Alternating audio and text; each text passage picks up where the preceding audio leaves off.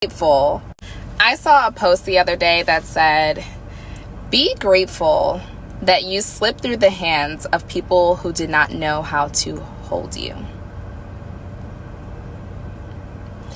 Be grateful that you slipped through the hands of people who did not know how to hold you, friend. And don't question it. And don't question it. They didn't know how to handle your light. They didn't know how to understand the joy that you bring. Some people don't even, they're not jealous of the things that you have. They may be jealous of what's inside, how you make other people feel when they come around you. Yeah, it's okay that you slipped through their hands. They didn't know how to hold you, friend. And you're light on your toes. It would have been so easy, but it's okay. It's okay. We progress. We move forward. I love you. People hate it when you get better. Listen, people hate it when you get better and not bitter. I'm going to say that again. People hate it when you get better and not bitter. Like they hate when the thing that they thought was going to work over your life when it don't. They hate when the ditch that they dig for you, when you don't fall in it. People hate it when you get better, when you level up, when you don't get bitter, when the thing that they thought would hurt you, when the thing that they thought would devastate you and it would take you out, when they see that it don't work. Every time they see you, you smiling, you happy, you shining, you glowing and you growing. I'm telling you, people hate it. They hate it when you don't get bitter and you get better. So in this season, I pray, baby, don't get bitter. Don't be angry. Don't get upset. Get better. Level up on them. Every time they see you be doing better. Every time they see you be smiling. Every time they see you have a lot of joy and have a lot of laughter in your life. Don't let them see you down. Don't let them see you sweat. I'm telling you, baby, because people hate it when you get better and not bitter. If there's one thing that you need to learn right now, that you need to start doing right now, to completely become an unfuckwithable version of yourself, this is it. And let me tell you, it is not easy. It's probably one of the hardest things you're gonna do in this lifetime, but once you figure it out, you genuinely become a superhero. So here's what you have to do. You need to learn how to become completely and utterly non-reactive and to take nothing in this life personally. That does not mean you don't get to have strong opinions. That does not mean you don't get to have clear values and boundaries, but it means that you know and understand that defensiveness comes from insecurity. And that if someone feels some type of way about you, it's none of your goddamn business. The second you start taking things personally and getting defensive, you literally just show that your self-worth is low. Because you can have strong opinions and understand that they might not be true to everyone else.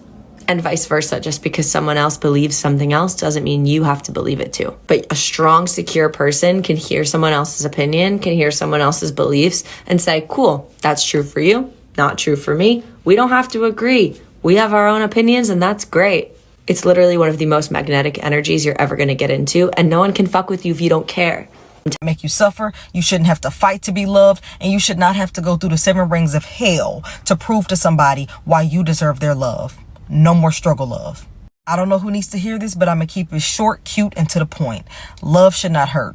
Love should not make you suffer. You shouldn't have to fight to be loved, and you should not have to go through the 7 rings of hell to prove to somebody why you deserve their love. No more struggle love. Dumb.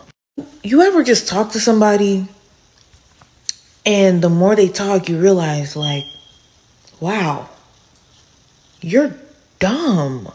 You ever just talk to somebody and the more they talk, you realize like, wow, you're dumb. I sure. Do you ever get that sinking feeling that like if you stop putting in effort and reaching out, then y'all are just never gonna talk again? I sure have, and now I embrace that feeling because I'm tired. A lot of people just see us as conquests, and once they feel like they've conquered us, they disappear. We get so afraid. Oh my God, what if you never text me again? What if she never calls me? I don't want to hear from you anyway. I figured out that you're trash. Leave me alone.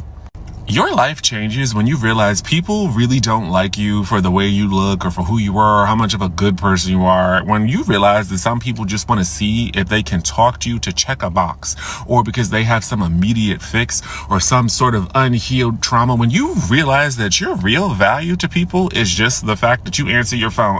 Nope, I don't care no more. And somebody out there is like, oh my God, that's so mean. You're going to turn into a selfish person. As I should, because everybody else is just out here thinking about yourselves. Why nobody thinking about me? Well, I'm going to be pressed. And I'm not saying I'm going to be evil and hateful, but honestly, I'm just tired of giving people my energy. No, leave. Bye. The same stuff. I don't know about y'all, but personally, I got to a point in my life where I was tired of healing from the same stuff. You don't realize that you're always healing from a situationship. You always healing from a bad breakup. You always trying to get back on track. You always going through something at work. There comes a time where you just gotta call a spade, baby. If you're going through the same things consistently in the same areas of your life, baby, the problem is in the mirror. The problem is you. It's not normal to continuously be experiencing the same exact thing. Like, baby, life, God is trying to teach you something, and you are, the lesson is going right over your head.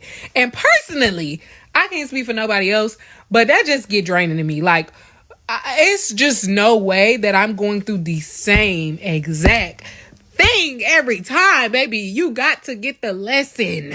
You got to get the lesson. You got to. I don't know. As a grown adult, when you act oblivious as if you didn't know what you were doing or saying to avoid being held accountable, that really grinds my gears, because you knew exactly what you were doing when you did what you did. You knew what you were saying when you said what you said. The only thing you didn't know was that you were going to get the response that you're getting. And now that you're getting this response and you don't like it, or maybe you can't handle it, now it's a whoa, it's me, I didn't know, I'm acting oblivious. Oh no, I didn't know. You did know. Now you're insulting my intelligence. You knew what you were doing. You just didn't care. You just didn't think that I was going to respond this way. You thought I was going to lay down and take it. And now that I'm not, now I'm the bad guy because you didn't know. I'm being dramatic because you didn't think I would. Please, okay? Think before you do. Think before you speak. The best thing for you to do is just say, you know what? I was wrong and I apologize. That's like poking out a balloon and then acting like you didn't know it was going to pop. Who are you trying to convince? Because I promise you it's not me. It can't be me. There's no way you're trying this. There comes a point with certain situations where you just have to look at them and say, my resilience isn't for this. This is not what resilience was designed for. And the best thing that I can do for myself is just get up and walk away and potentially look at the parts of myself that I'm avoiding by being here, or the things that I'm trying to prove to myself by sticking this through. Because I know we talk about doing certain things for the plot, and it is funny to a certain extent, but sometimes the best character development comes from leaving. Sometimes the best character development and the best plot twists come because you walk away from something that you know you're not supposed to be in, and that you know is just going to be the same old story over and over again. The reason why you were favored was because you did not get bitter. Jesus. The reason why you were favored was because you did not get bitter in the process. A lot of people couldn't handle what you handled and how you did it. A lot of people couldn't do it with grace. A lot of people couldn't do it with a smile on their face. A lot of people couldn't do it and ignore the disrespect, and ignore the talking behind your back, and ignore the disrespect to your face, and ignore all of the negative things that has happened to you in your life. A lot of people couldn't stand at the cashier, in front of the cashier, and the cashier greet everybody except for you. A lot of people couldn't handle it because a lot of people would have said, well, why you didn't speak to me? You spoke to everybody in the line, but you didn't speak to me. You strategically decided not to speak to me. You see, a lot of people couldn't handle it with grace. You just smiled. You just smiled through it. You pushed through it. That's why you were favored. A lot of people could not handle the amount of warfare and the storms that you had to go through, that you didn't push. You pushed through as hard as you could. That's why you were favored. You did not faint in the storm. You did not faint. You only relied on God. You only relied on Jesus Christ. You only relied with the wisdom of the Holy Spirit. You didn't survive any other way. You wouldn't have been able to. That's why you were favored. Do not allow people to get it twisted. They think that your testimony, Jesus Christ, they think that your testimony is you bragging.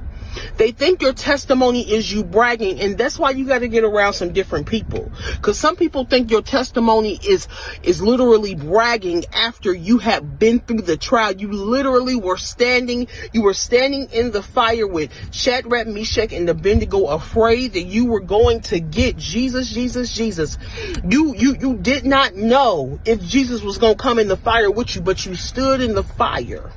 You stood in the fire like them Hebrew boys did. You didn't even know if Jesus was going to come through. You just said, I'm going to stand firm. I'm going to stand right here. That's why you was favored. That's why you were favored. Don't allow these negative people out here to try to make your testimony, Jesus, your testimony, feel like bragging. You earned your stripes. You earned your stripes. You earned them. How are some of y'all going around living life not caring what people think about you? Like, truly tell me how you do it. How are you not bothered when people don't like you for no reason or are mean to you for no reason? Yes, sir. There really are people like myself going through life not giving a damn what people think about them. Okay, because in the grand scheme of things, we're on a floating rock shooting through space. Okay, we got molten hot lava at the core of us and a thin layer trying to protect us from a ball of hot gas that got holes in it. Inflation and bills cost too much to give a damn.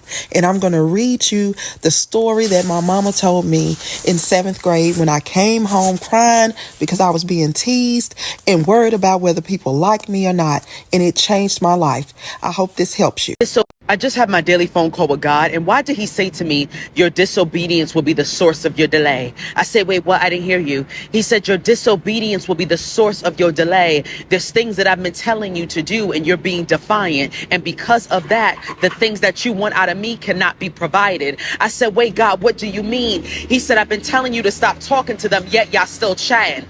I've been telling you to stop going over there, yet you still in attendance. I've been telling you to stop doing those things, yet you still acting them out. Your disobedience will be the source of your delay.